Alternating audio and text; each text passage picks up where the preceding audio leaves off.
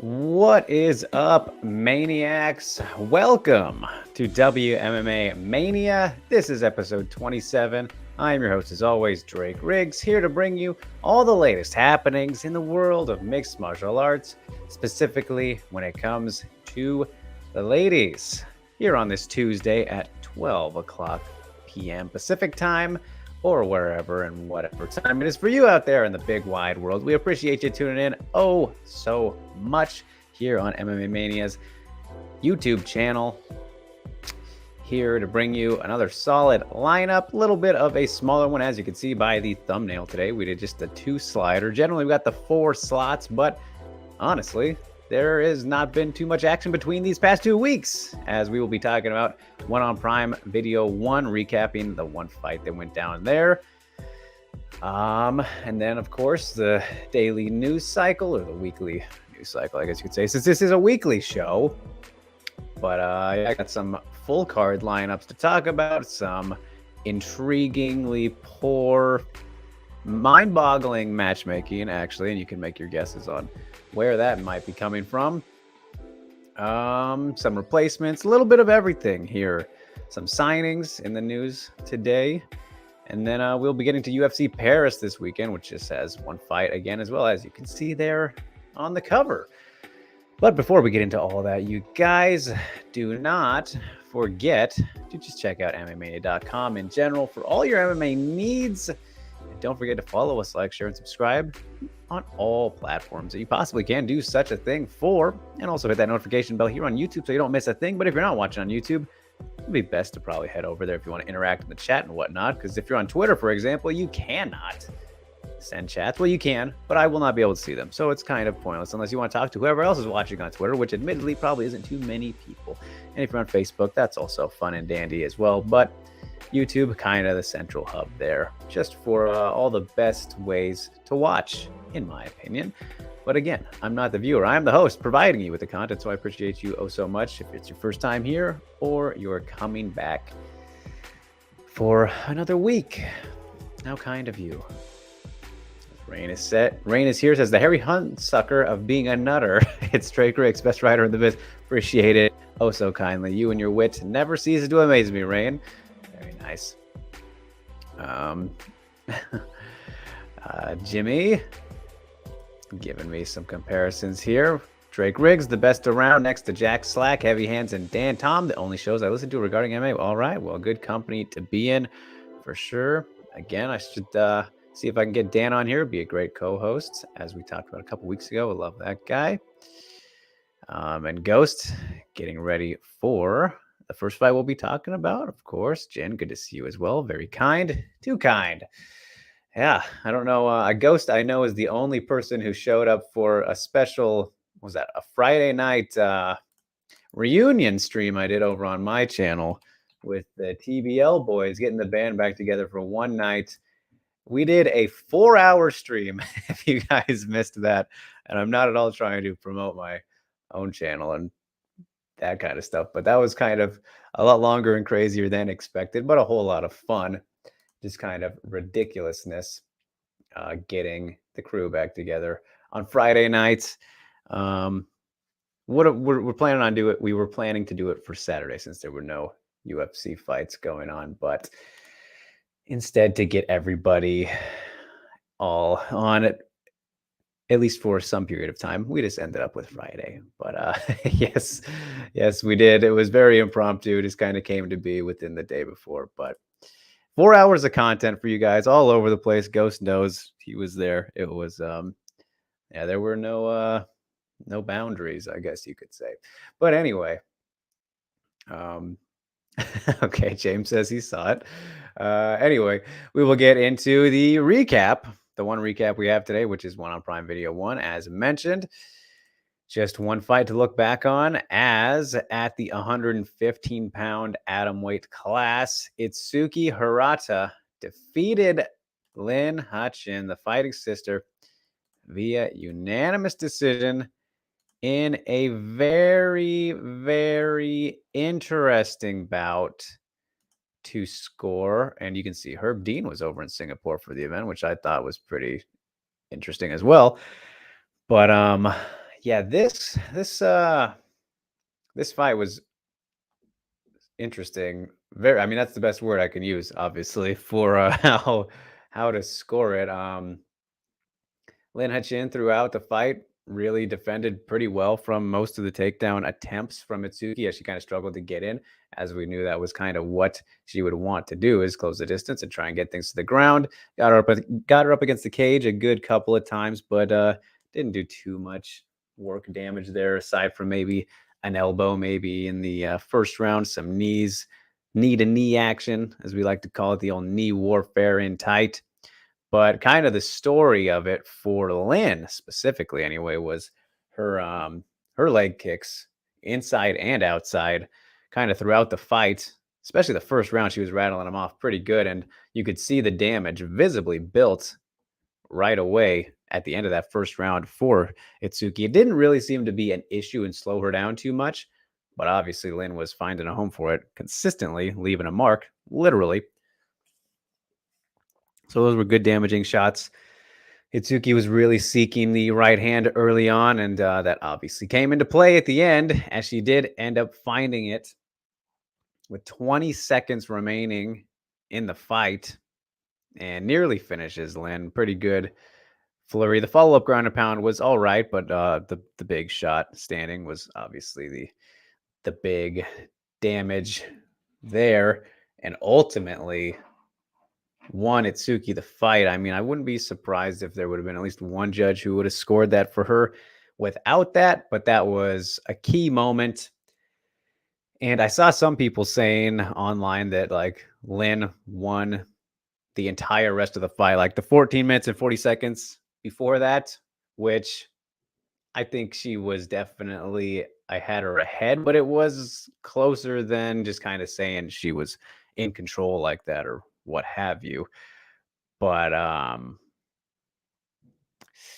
yeah, I don't know. It was a weird one. I wasn't mad at it. I don't think it's a robbery, but it does feel kind of weird just considering that time difference in terms of what they were doing. And then again, you look at what was the most effective thing or impactful thing that happened in the entire fight. It was that knockdown.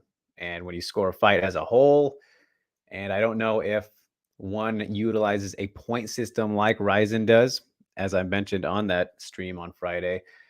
But in terms of Ryzen's open, not open scoring, but full fight scoring, roundless scoring, Ryzen, you get 50 points for damage over the course of a whole fight, right? If you did significant damage enough to warrant points, you get 50 points.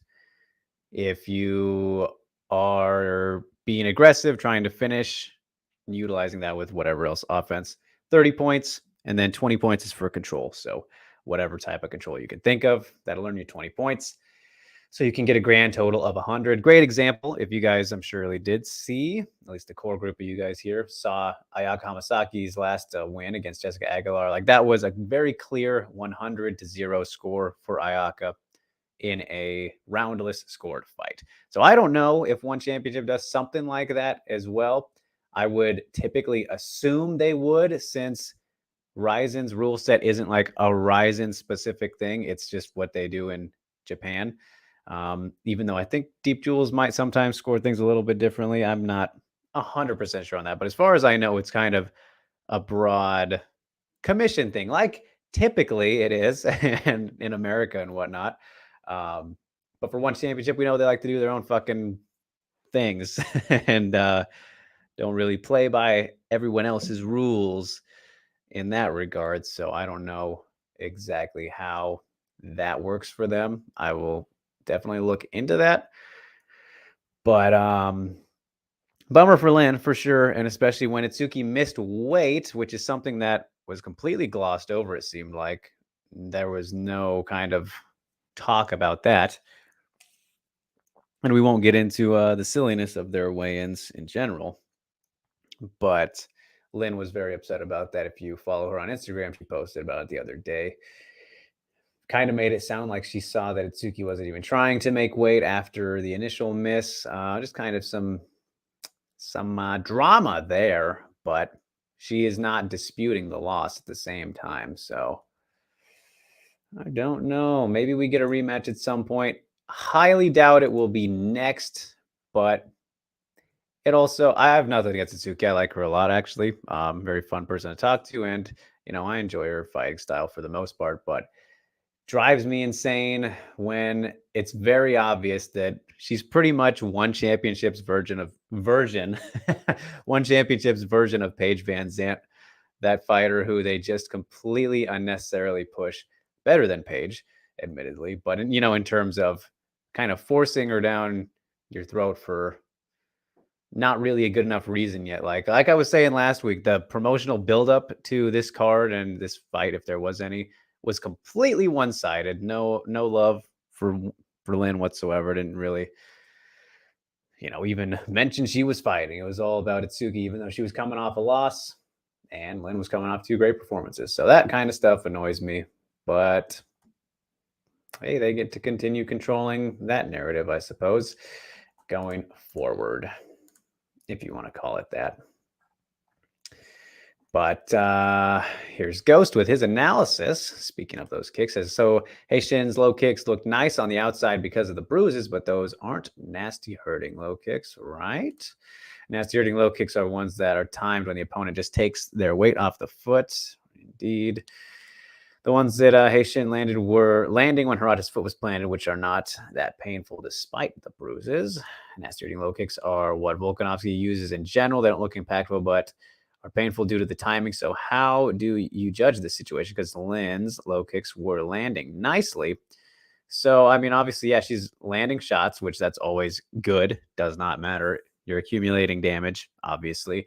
Maybe the one shot landed that you're talking about here, Ghost, may not be as effective or good as multiple, but it still adds up, right? So in this case, it's that difference between volume and one kind of big one. So, and obviously the optics are big, and judging knowledge, if they know how that feels and can build up in that regard. But because of the fact that there was so much that she did land continuously, and I mean, there wasn't much coming back at her, especially in terms of striking early on. I mean, pretty much the whole fight except for the ending. She would still be ahead in that regard, like if just because let's say that's all that's happening, just because it might not be as good doesn't mean you're not still winning because of it, if you know what I mean. But yeah, an interesting. It's just yeah, that's the best word I can use. Like I said, a very interesting fight to kind of break down and assess kind of score. I mean, obviously, if it was a round by round fight, Lynn clearly wins the first 2 rounds. That's not even a debate. So when you look at it that way, then it's also even more kind of complex. As James says, so if I knock down my opponent in the last 40 seconds, I can win a fight at 1. Pretty confusing, eh? Yeah, I mean, that's pretty much the best way to summarize this one. And I'm thinking that, yeah, I don't know, kind of the same thought process or ideology that Pride used in a way. And again, not to say that Ryzen doesn't use it. Like, damage is king overall. That is the number one thing. You do nearly finish somebody, that should be the most important part of the fight. That should put you ahead or close to it. And obviously, it gets weird and tricky because of the overall fight score rather than round by round. Like I said, if this was round by round, Itsuki still loses the fight, no doubt. Like, that wouldn't be enough for a 10-8, I don't think. Because that was the very ending of the round, and she kind of controlled her a little bit earlier on in the round, but still. And I make that comparison with Pride because Matt Hume argued back in the day that, what fight was it? I think it was Arona and Big Nog. I don't remember which fight it was. I don't remember. I really don't remember. There was one, though, that a lot of people say is just one of the worst decisions of all time, where I think it was Nog. I feel like Arona or Nog for some reason. And they were getting, pretty beat up for the entire fight, controlled, all this kind of thing. But they were whipping out submission attempts kind of left and right, at least like 1 per round. I think it was a big nog fight, and or a Rona again, and they ended up winning.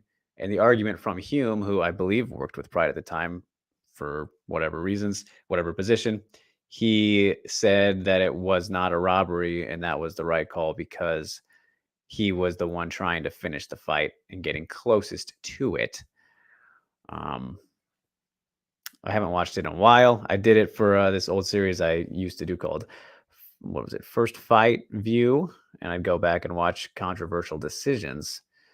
So I will have to go back and kind of reminisce about that, but could be the same thought process, kind of what I'm getting at there, a roundabout way of getting to that.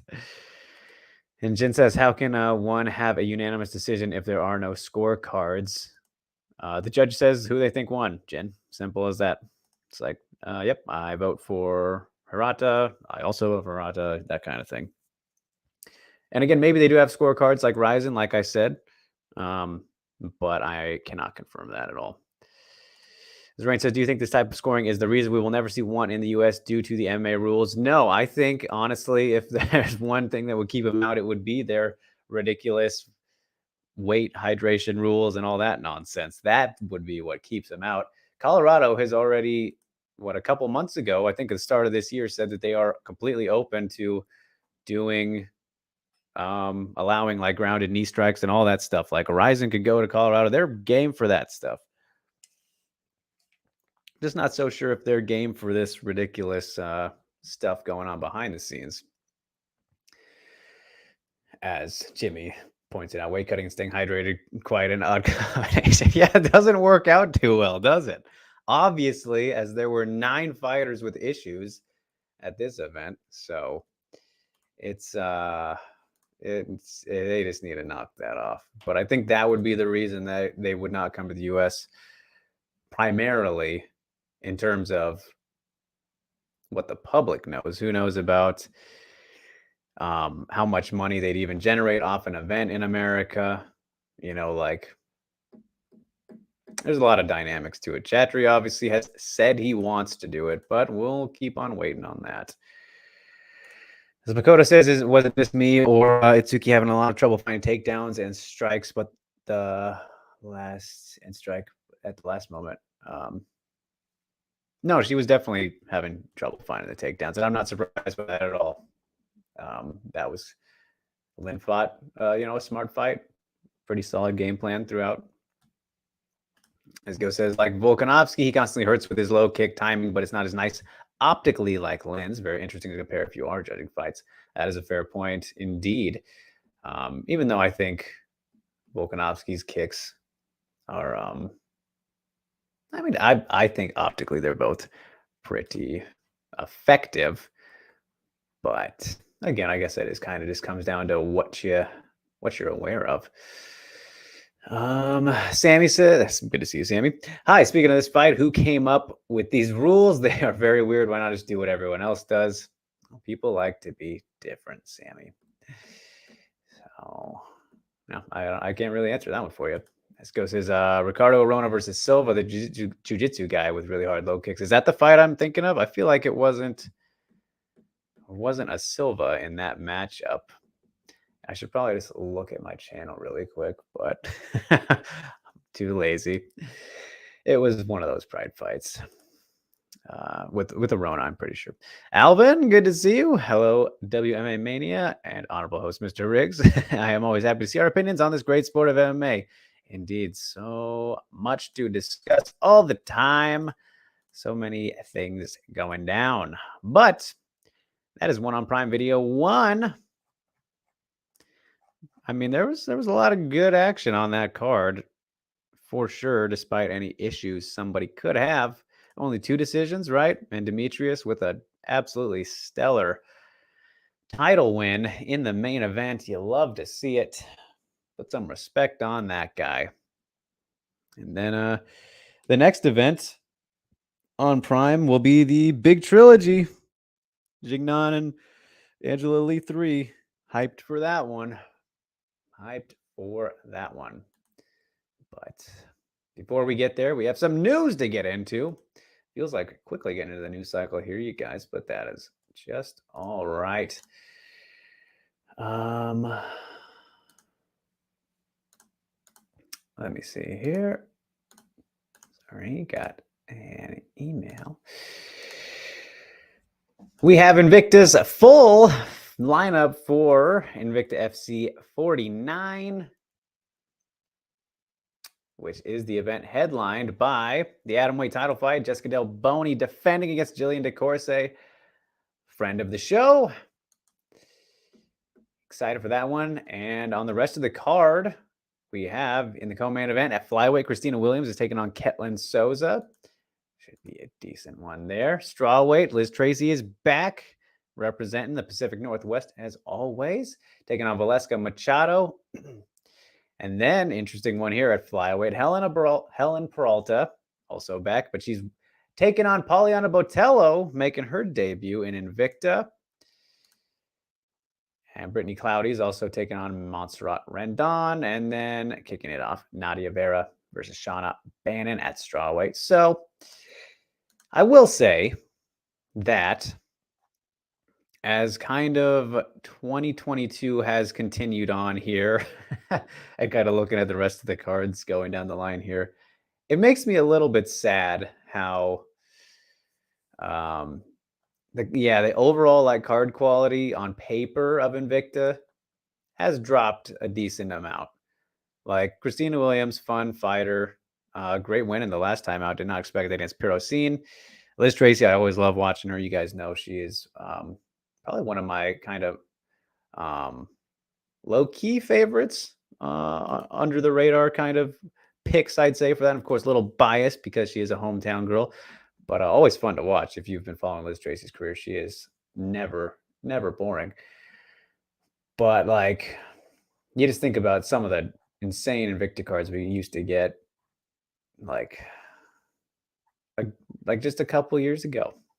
Makes me a little bit sad seeing this. Like, I'm going back here to 2020, the September, Invicta 42, Zapatella, Covens, Versosa, Canuto, Del Boney, Tiburcio on that one.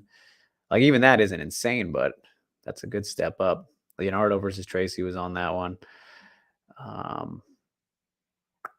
Yeah, it's just a changing of the times, I guess, but it should still deliver because that's just what Invicta cards typically do. Always a good time. So we'll be watching that September 28th in Oklahoma. So, hey, you guys know I'm happy again. We're out of Missouri and Kansas. Thank you, MMA gods. Thank you, Shannon, for moving around.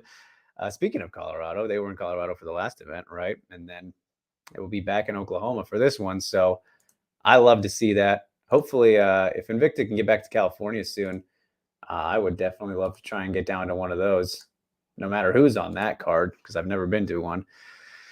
But yeah, Invicta getting mobile is that's what I'm most happy about, honestly, because you guys know the commissions not too good over there. In Missouri and Kansas, that is. And that's an understatement. Don't get me started. So, all right. Well, that is the Invicta 49 lineup. As we move on to some Invicta alumni, 2 former champs actually going at it. 2 former strawweight champs. Didn't even realize it till just this second. But we have the announcement of Emily Ducote taking on Angela Hill at a UFC Fight Night event on December 3rd. No location yet. But you love to see Emily Ducote, after just the debut win, already getting a notable name. And Angela Hill, who's also coming off a win. So we're getting a pretty good potential progression here for Emily Ducote. I am not mad at this. She wins this fight. Wouldn't be surprised if she gets maybe someone who's like right around the 10 range. I mean, I don't know what Angela Hill is right now. She should not be ranked, regardless of her beating Loopy in her last fight. But you know how the UFC rankings are. I know Ducote is in there, right? She might be like 13-ish right now. So this is just fine. And a very fun stylistic clash, I think. You guys know Ducote has really come into her own. since becoming the Invicta champ, and now moving on and has that win against Penne her last time out, which is kind of funny too that she's now facing Angie, who they are best friends. So there'll be some strategized game planning there for sure from the both of them after the experiences that they've had. But Emily Ducote, I mean, she has looked so great, and we were talking about her potential and her ceiling. Still just what, like 28-ish, I think, right now, around there. And I'm not ready to say champ, but I think she has top 5 potential. I think she can get there. She's been just so good, and it's really kind of the fight IQ that she's displayed more than anything, aside from the great technique and obviously the power that is translated from flyweight since dropping down and leaving Bellator, all that. There's still a whole lot of experience that she has for kind of the shorter time span of a career, in a way, a very unique career that she's had. And obviously, Angela Hill is always kind of a good test, potential stepping stone for anyone trying to climb their way up, you could say. So I'm pretty fine with this one. Not exactly what I would have maybe went with after her last win, but obviously things have changed a little bit since then with Angela winning. But I'll take it. I'm not against it whatsoever. December, bit of a ways away. We'll see if they try and do some weirdness with moving it up again. But yeah, that is that. So fun stuff at strawweight. And then we get to some not so fun stuff. I mean, it'll be fun for one fighters, but this is one of the this is on par, you guys, hear me out. On par with the ludicrous matchmaking of Kat Zingano versus Liv Parker. But surprise, surprise, also Bellator, as they have announced that Sumiko Inaba is going to be taking on Nadine Mando, however you pronounce it, apologies to her, at Bellator 286 on October 1st in Long Beach, California. Wouldn't be opposed to getting down to that one, but I'm sure a majority of you may not be familiar with Sumiko even, but she is one of the very, very best prospects in the flyweight division in the world right now. Just an absolute killer, finishing everybody that she's fighting. Super fun to watch, whether it's on the ground, on the feet. She is a talent who is going places for sure. And what, 4-0 now, I believe? I don't have her record up, but she's welcoming Nadine to Bellator, who is 2-5 in her career. Like, this literally makes no sense whatsoever, aside from Bellator just openly admitting they want to pad Sumiko's record potentially, which that's not fair to her because she definitely deserves to be fighting some more notable competition. Again, no offense to her, but when you look at these career trajectories and what is happening right now, this is just complete bullshit of a matchup to be made at this juncture in Sumiko's career, who's trying to, make a push to get, to show that she's ready for some bigger fights. Quite the opposite of that. Anything can happen, of course, but it doesn't make any sense at all. I don't know what's going on here. I don't understand it. So let's move right along. I'm sure some of you guys are going to have comments on that, which is just fine. I just don't even know what to say about it, aside from it being silly. Love watching Sumiko, though. She's great. Very fun personality and just a super entertaining fighter. I think I've been to both of her last 2 fights, at least the Randy Field one, which is where I met her. So met both of them, actually. Both great people, fun fighters. But yeah. All right, and we move on to a change-up. Speaking of Jessica Penne and Angela Hill, they both actually have fights, as everyone's favorite war princess, Cheyenne Vlismas, is now out of her fight with Tabitha Ricci. So in steps Jessica Penne on the October 1st UFC Vegas 61 event. I like this matchup so much more stylistically and in terms of where they are in the division. I don't really have an issue with it either, but this has the potential to be a delightful, delightful scramble fest of grappling. Um, I mean, I haven't seen it talked about enough in that regard because this fight can be very, very fun on the ground. And it'll be kind of interesting to see if Ricci wants to try and take it there. Because typically, if we've been watching her last fights, she's getting pretty comfortable on the feet, cozy with the right hand and kind of setting the jab up a little bit to then land it behind. Before hitting her takedowns, she's been chaining them together pretty nicely, at least nice enough to get the victories she's gotten. If she wants to even gamble with that against Penne, that's kind of the question, who we know is one of the most dangerous grapplers in the division for sure. One of the most flexible fighters of all time. My goodness. Can get your back from anywhere, as we've seen against Lupi and several other opponents. Even Joanna managed to get on her back in the day. Penne always dangerous, and glad to see she's trying to continually stay active. I love me some Jessica Penne, so I'm all for this matchup. I like it more than the Bliss Moss one, and again, slightly biased, but stylistically, though, I feel like how do you not like this more? This should be a very fun fight if you're into grappling, of course. On the feet, could be interesting, but I don't think it'll be there primarily, honestly. So, two good fights at strawweight coming up there for the two straws, the old pals, if you will.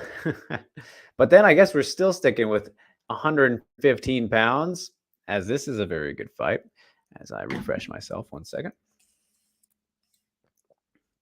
Got to stay hydrated, folks, especially if you're in one championship. Stamp Fairtex is set to try to rebound after the Angela Lee loss against the Shadowcat Jihin Radzuan on that one on Prime Video 2 event, September 30th, Singapore. Love it. Think this is great matchmaking as well. Logical fight. I suggested this to Jihin after her last win over Itsuki. And what do you know? We're getting it now. And she was very excited about that idea. She didn't think it was going to happen, but what do you know? What do you know? And interestingly enough here, it makes you wonder with this fight being on this card, does one want to potentially, I don't think you can give Stamp a title shot with a win so soon, so quickly again. But is it possible for Jihin to beat Stamp and then jump over Sohee Ham for a title shot? Typically, I would say no. But since one hates Sohee Ham, I would say that is absolutely what's going to happen. So that's just wonderful. But I do really like Jihin as well. Kind of hard to dislike, a lot of these fighters that one does have in the 115-pound class. So I think this matchup will be very good, a great test for both of them in a lot of ways, but definitely the biggest fight for Jihin so far in her career as she looks to keep putting her country on the map. So yeah, all for that one. That should be a good old time. Good old time indeed. So that is it for the fight announcements, but we do have a signing today that kind of blew my socks off, surprised me in a good way. Yeah, I mean, I'm pleasantly surprised with it, but just earlier today, Arina Alexieva signed with the UFC. Shockingly to me, a very talented flyweight prospect in her own right. You might know her as the Russian Ronda, thanks to her being Russian and a judo practitioner. Trains with Diana Ovsaragova, Liana Jojua, everybody there. Last fought, making her Bellator debut on the Russia card, got the win there, as you can see in the image. And so for her to leave, I would have to assume it was a one-fight deal, which is pretty ridiculous to me because, I mean, good addition for Bellator to have, and now their loss is the UFC's gain. Don't know why they would let that happen, why they'd let her get away like that. Still a lot of potential for sure. And at flyweight, you're just making it even better. So very happy for Irina. She was very happy about it. There's a video, I believe, on her Instagram. At least I saw it on Instagram today. Sucker Punch kind of announcing it to her, surprising her, which is always a fun thing to hit fighters with surprises like this. So I might try and catch up with her here to kind of figure out what exactly all happened, because it just doesn't make sense for Bellator to let her go like that after a win. And when you're trying to build up this entire kind of Russian stable that you have of prospects across several divisions, go back to Russia, I'm sure they would do that. But I don't know. Either way, congrats to Irina. Really, it's a great spot to be in, whether you're with either promotion, but can't wait to see her back in action. So very cool, very surprising. And that's your news for the day, everybody. We are rolling right through. We only have one more talking point, so feel free to get in whatever questions you may have as I'm about to get through the comments. Don't worry, that'll probably take a good chunk here. Don't have any strict time constraints like last week, as we got out a little bit early. But yeah, just throwing it out there. So let's catch up now. You guys, where am I? All right. Grombopoulos, my guy, Grombopoulos Rosen. I love that name. This hello, Drake. What did you think of DJ? I know it's not the women, but it was very impressive to bounce back from someone who knocked you out. Yeah, no, it was super impressive. I mean, I still have to watch the full fight, but of course saw the highlight of the finish. Magnificent stuff. Just wonderful finish. And just crazy for it to be a knee after he got kneed in the first fight. Yeah, I mean, he's one of the best ever, man. Still never wasn't one of the greatest fighters of all time. I mean, there's not much more to add. DJ's definitely amazing. So Alex, good to see you. So, do you know the MMA fighter in the UFC, Brad Riddell? He's very chill. Yes, I don't know him personally, but I am aware of Brad. He is, has always seemed like a cool guy. Pretty fun one to watch. Rain says, I feel your pain. The UFC has also put on lackluster cards lately. The name value and interest before the fight are not correlated to when the fights happen themselves. That is very true as well, Rain. There has been quite a significant dip in that kind of quality, no doubt. And it's also been a quality drop in my connection. So I apologize for that, you guys. I'm probably pretty potatoey right now, but that's just the fucking shit I got to deal with more often than not. So I apologize. Sammy says, if you had a 21-year-old female prospect with good kicks and bad wrestling, would you start them at Invicta? I mean, I don't know if those attributes right there necessarily matter too much, Sammy, but yeah, I mean, Invicta is not at all a bad place to start whatsoever. So yeah, regardless of whatever their attributes are, like you mentioned there.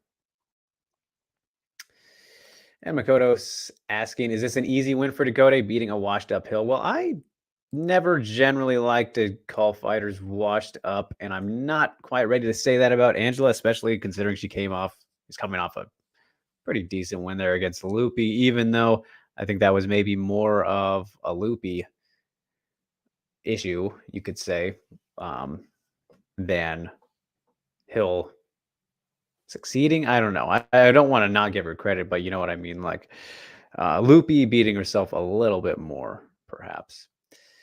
As Go says, Hill had a good strategy and tactics against Lupi. I know you guys hate her, but she did do things that annoyed Lupi. So there you go. As James says, do you think a drop in competition for Emily helped her beat Penne? I don't know if I understand that question there, James. Do you mean in terms of leaving Bellator, going to Invicta, and gaining experience? If that's what you mean, then I mean, I don't know if I'd say there was a drop in competition as well. I mean, yeah, I mean, she was fighting some pretty good fighters at Bellator, but I don't think it was like a big competition level difference. But yeah, racking up the experience, especially at strawweight, the new division and all that, um, that was big, and that helped her get to where she is now. So in that regard, certainly. Kimball, good to see you. Says, hi, Drake. Good to see this show. Good to see you. I've seen on replays most of your chat talk about manipulative BS. What exactly does that mean? Manipulative bullshit. Typically in regards to matchmaking is kind of when that term has come up, as Ghost highlights here with Valentina Shevchenko's fight against Priscilla Cachoeira, a fight that is maybe promoted to be something much, much more than it is.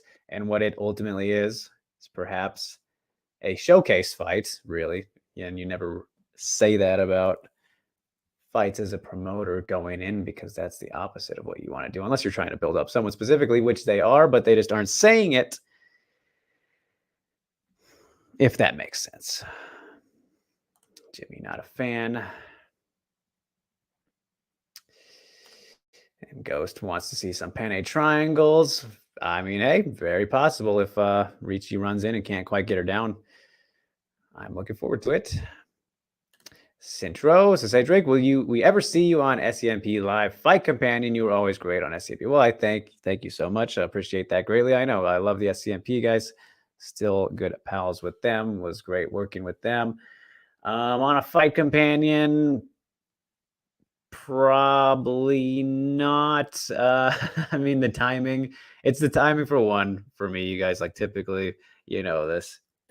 That's just real tough for this time zone, for me anyway. Maybe for the prime events, because they are in favor of my obviously US time zones.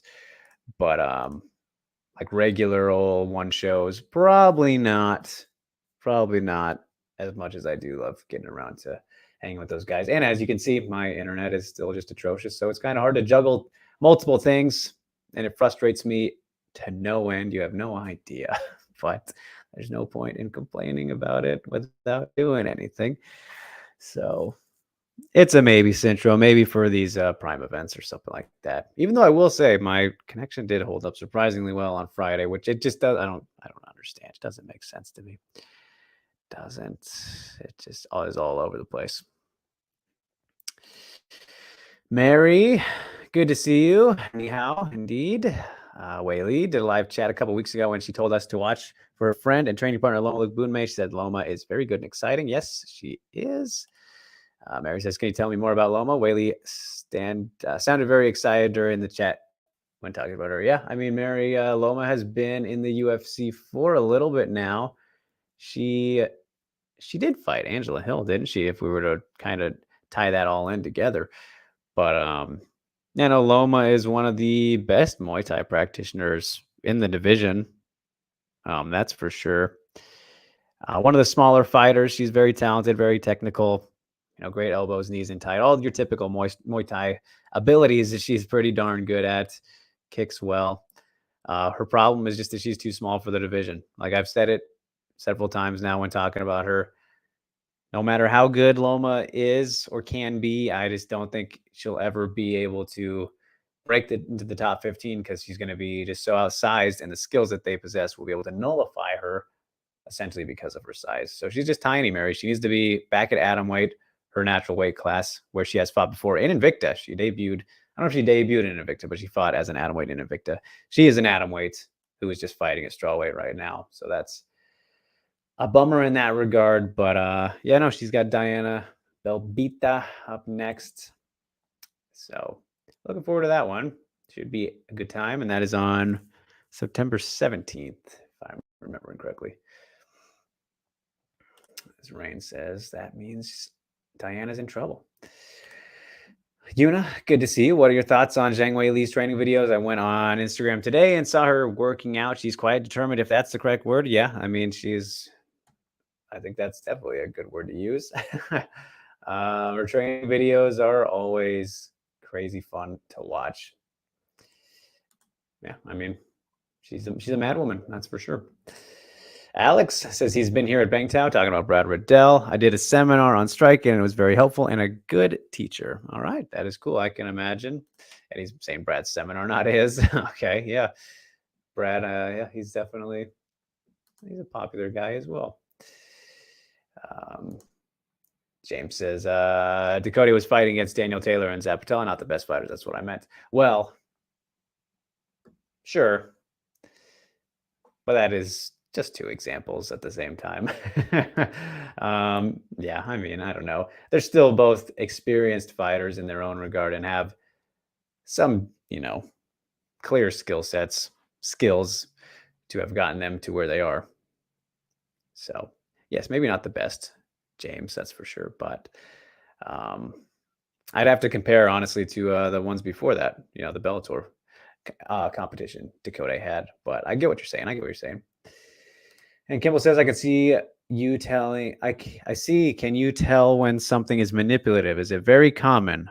Well, I mean, for example, Kimball, I think we probably just talked about one with Sumiko Inaba's next fight. Like, I don't know what's going on with that. And Zingano and Parker, that's also a great one. Like these matchups that are very, very, very clear mismatches that don't make any sense whatsoever. Not going to list any Kayla fights, which I know some people might throw that in there, but that's a part of a tournament.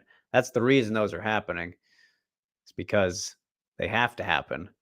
Fights like Inaba versus Mando and Zingano Parker, zero logic behind them other than to give one fighter a win. Very manipulative. And of course, the other fighter on the other side isn't going to say no necessarily to that opportunity, but that doesn't mean it's not some nonsense brewing. You know what I mean? Cintro says, did you think Lynn's last performance looked like Weili did pre-fight ready and Bang Tao? This one against Itsuki? No, I wouldn't say so. I mean, even though they had, past training partners and work together and all that, Lynn and Weili are still very, very different fighters. So I would not equate that whatsoever, unless you're speaking metaphorically in some regard. I don't know. I still not quite there. Alex, good to see you, my friend. How are you? Mary says, but Weili's helping her prepare. Does that help? It does to an extent, Mary. I mean, still, she's not helping her grow. She's not helping her become a bigger human. Like I don't think it matters enough, maybe, yeah, with the size disadvantage, unless she's like really, really, really working on some like grappling defense and things like that. That's the best kind of hope, I think, for Loma. But other than that, it's just she's just added a permanent disadvantage. Like imagine if Weili and Loma did fight, like my goodness. That would be like Loma has practically no chance. I don't want to say I don't know, but it wouldn't go well. Okay. Like even if they're training together and Loma can pick up on some things, it's still Weili is, I promise you, just able to manhandle her for the most part. Woman handle her, if she so wanted to. Kimball says mismatches. Is it good that we call out the promotion for that? Oh, absolutely. Yeah. No, because we don't want to see that. Those fights aren't fun. Those aren't good fights when they're made that way, and they played out that way. The only person it's good for is the fighter who is supposed to win. And then even then, it's like we see through it. So is it really good? Only for the record. That is it. only for the paperwork, you know. RJ, good to see you. What is going on? Thanks for tuning in. As Ghost says, Lynn and Whaley are two completely different fighters. Lynn likes to hang around the edge of the cage where Whaley can pressure and play the outside. Some techniques, different approaches. Same techniques, different approaches. Yeah, exactly. So that's why, yeah, I don't quite see that whatsoever. So, excuse me. Ooh. And he says not even the same technique since Whaley went to fight Reddy and Beng Tao. Okay. All right, well, let's get to UFC Paris right now. Preview it up. Just one fight, and it's not even the fight we were originally supposed to get here. Kicking off the action at featherweight, Ailin Perez is being welcomed to the octagon by Stephanie Egger. Now, was originally going to be Zara Farron, who is from France, but she's missing out on that opportunity because of an injury, I believe it was. I don't think she would have gotten sick a week ago or something like that. But we have Stephanie Egger coming in, trying to rebound off of her very odd submission loss to Mayra Bueno Silva the last time out. And I do enjoy that Fiona nickname. That's very, very fun stuff. Shout outs to Shrek there, I would assume, for Perez representing Argentina. And she is a pretty decent underdog here at plus 275 against the minus 350 Egger. So Tamirez Vidal, who just got signed to the UFC, is taking on Ramona Pascal. We talked about that last week. That is the lone loss of Perez's career.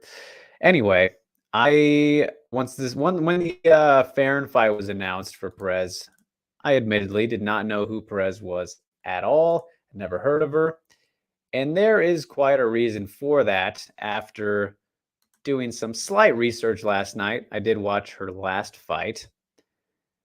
And she is one of those fighters who I'm very confused kind of by how this came to be. And, we'll wait and see how things play out. But she's one of those fighters who was completely plucked out of the regional scene. Like her last fight was in like a gymnasium type of stuff is what I'm talking about here. And I don't know if it was in Brazil or Argentina or but this Bragarac one here. It's just kind of crazy to me to think about like going from that kind of atmosphere then to the first show in Paris of all things, a big audience, that kind of thing in the UFC. Super duper nuts. I'm sure that she could make bantamweight. I don't know if she has before. I'll probably check that real quick right here. Might as well. But as you can see, the dimensions there. And Egger has been fighting at bantamweight in the UFC. She has fought at featherweight in the past.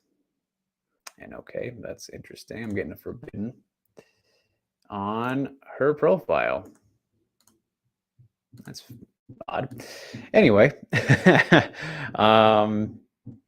so yeah, I think that, and having watched that last fight too, like Ailin, her movement was pretty all right. I kind of liked the head movement she was showing off, at least little bit of looks that she was given, but nothing was coming back too much. Throwing some front kicks out there to kind of keep distance and whatnot. Nothing too crazy on the feet whatsoever.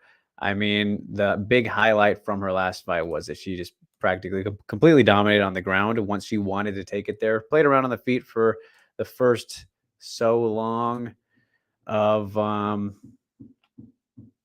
the first round, and then in round 2 took her down instantly. And I mean, she was just thumping on her the entire time. Good ground and pound. That was the most impressive part of the win for sure, was the ground and pound shots she was landing with the elbows and the punches. Um, Pretty nasty, getting her up against the cage and landing down from there.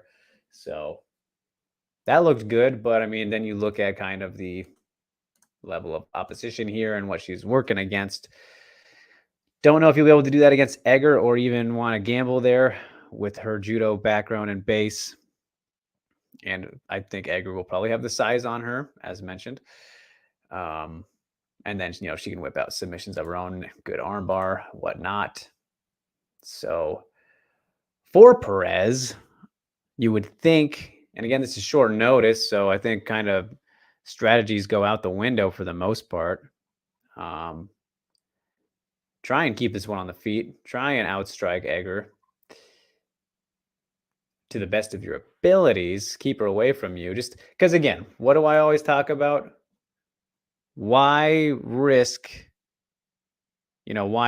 gambling at someone else's strength? Even if you're pretty good there too, if you can just admit that somebody's better than you there, of course you want to test yourself and you believe in yourself. But if you can do better somewhere else, why risk it? And perhaps maybe that's why I'm not a fighter thinking along that way and just trying to win. But especially in a high pressure situation, UFC debut, going from probably 100 or so people in the crowd to, I would imagine, at least 10,000. At least. I don't know what exactly the venue they're working with here in Paris. But pretty big difference. And Egger has some pretty good experience under her belt too. Some of the opponents she's fought and just in general. 27 versus 34 here also at the ages, as you can see. Should be interesting, but again, it's also featherweight, which is a fake division, so don't get me started on that part. Yeah. RJ says, UFC Paris, are you excited for the main event? I'm more excited for the co-main event, honestly.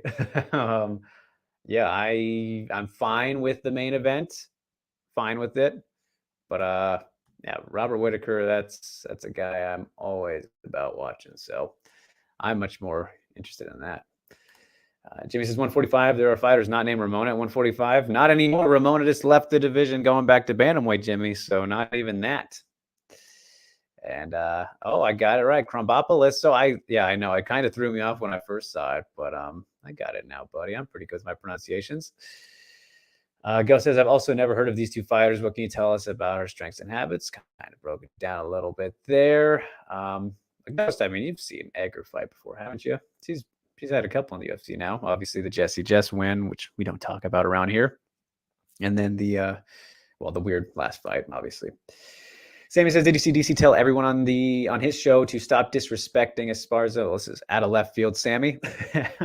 Where was that when Weili was about to fight Rose in the rematch or Joanna in the rematch? Seems racially motivated. No. I'm pretty sure I've addressed this several times, Sammy, as well.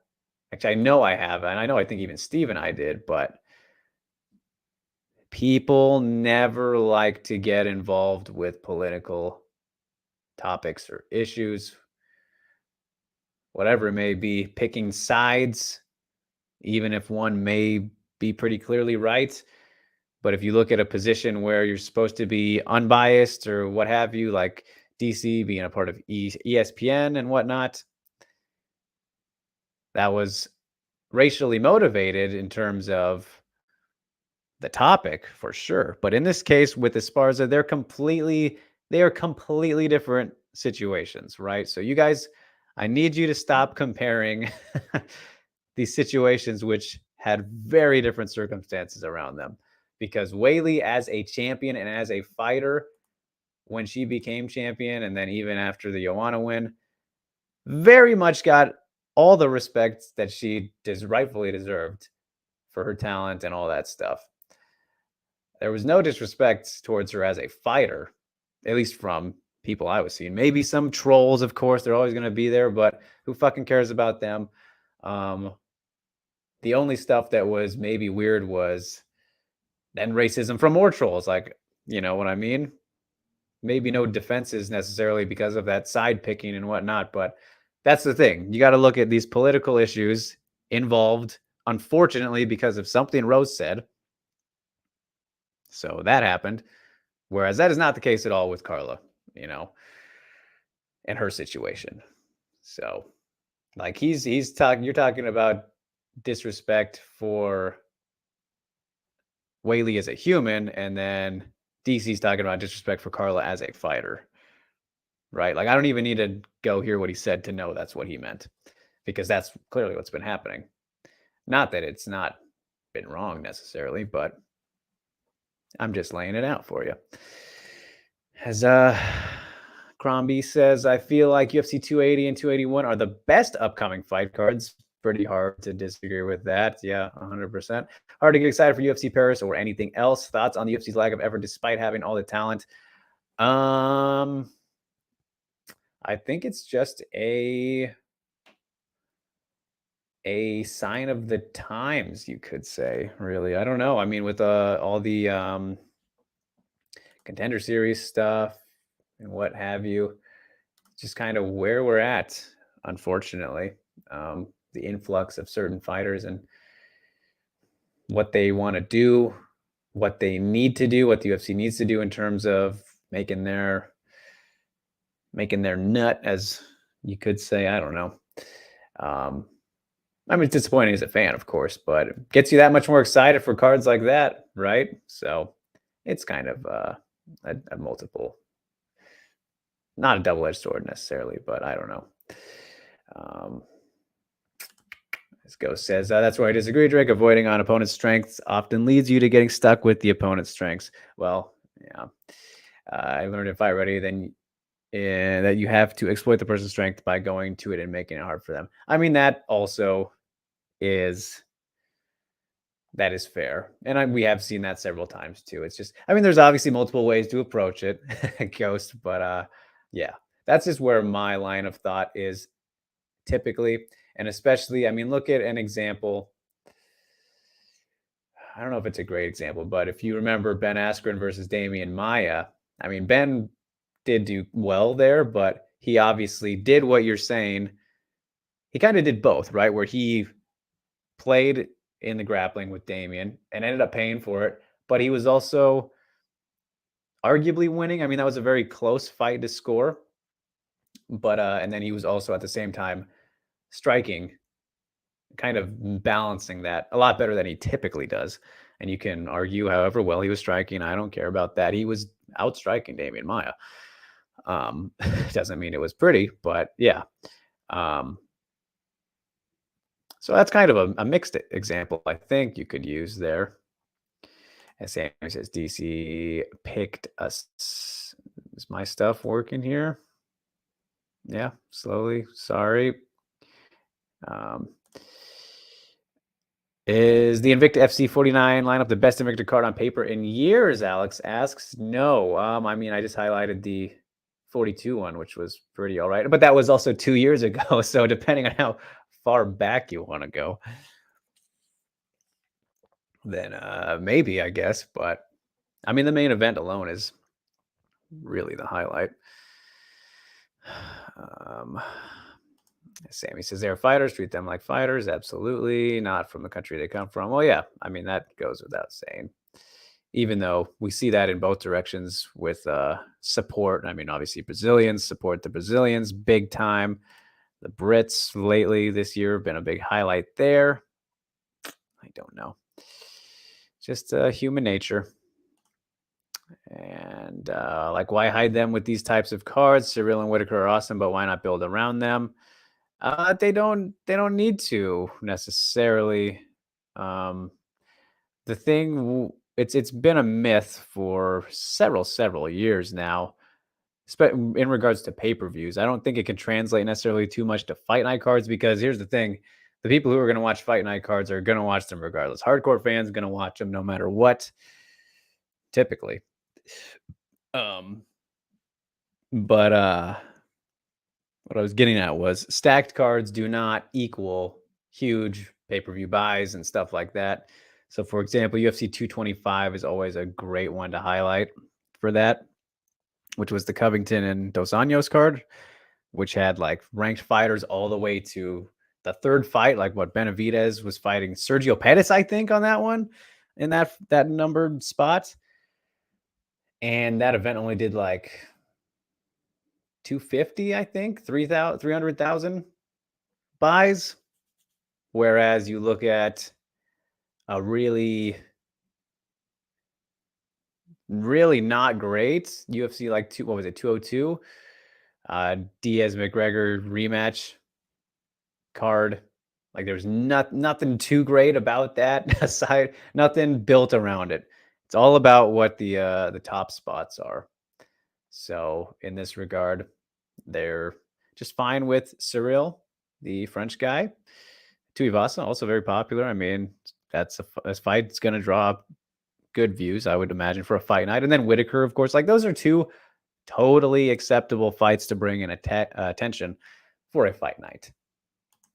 I'm sure in the UFC's eyes, no problem at all there. I mean, yeah, those four fighters right there, you could throw them onto a main card of a pay-per-view, and that's like a great co-main, then third fight spot with another main event. If you were to take those two fights for a pay-per-view main card, you could put them right below a main event, and UFC would be fine with it. You know what I mean? That's what I mean. And he says, we need more cards like 209, which was what Woodley Thompson rematch, right? I don't remember what else was on that one, which I don't think was much, but yeah. So, all right. Well, that was UFC Paris. Aylan Perez versus Stephanie Egger opening the show on that one, and that is all we got for the fight to talk about there. So, you guys, we can wrap it up early, which is just fine, I would say. As we always got a lot going on these days. So, thank you so much for tuning in. As always, you can follow me at DrakeRiggs _ on Twitter and Instagram if you're so fancy. And make sure you follow MMAmania.com every single possible spot that you can. We're always pumping out the content each and every day. And if you've been paying attention, you will have seen that Broaden Horizon episode 18 dropped yesterday. Good one there. A good long one with a 2-guest lineup. So kind of, we really made that one last. A good 2-hour episode there between two fun conversations with Jessica Aguilar, strawweight pioneer, one of just the pioneers for the women, really, who announced that she is done with strawweight. Never going back. She is an atomweight now. She's already working on her next Ryzen fight. In talks for maybe Kana Asakura. That could be very fun. I mean, keeping her right up there. Another tough one it would be. And Jessica's hope is to work her way back to a rematch with Ayaka, and that'll be her retirement fight. So spoilers there, but a great conversation with Jessica, catching up with her. You can check that out here on the channel as well as the website. And then on the other guest was a Showdown Joe Ferraro, the English commentator for Ryzen. Great knowledge from that guy. Some good stories going back to how he kind of got to where he is. Some conversations with GSP. Great story there that he had and whatnot. And, just talked about the atomweights really as well. So some good stuff. And then I feel like there's something else I'm missing, but that might actually be it for now. So there you have it. And Alex, he says he's late. Was Pop C2 covered? No, I've been totally slacking on that, man. My bad. My bad. It happened, right? So I don't even know what the results were. My bad. But Rain interview plugs. Yeah, there you go. The Broaden Horizon 18 was, that is the main one right now. I don't have anything to drop this weekend yet, but we are working on some bookings and whatnot, as always. And go saying not Woodley Thompson with Dillashaw Garbrandt won. That was 217.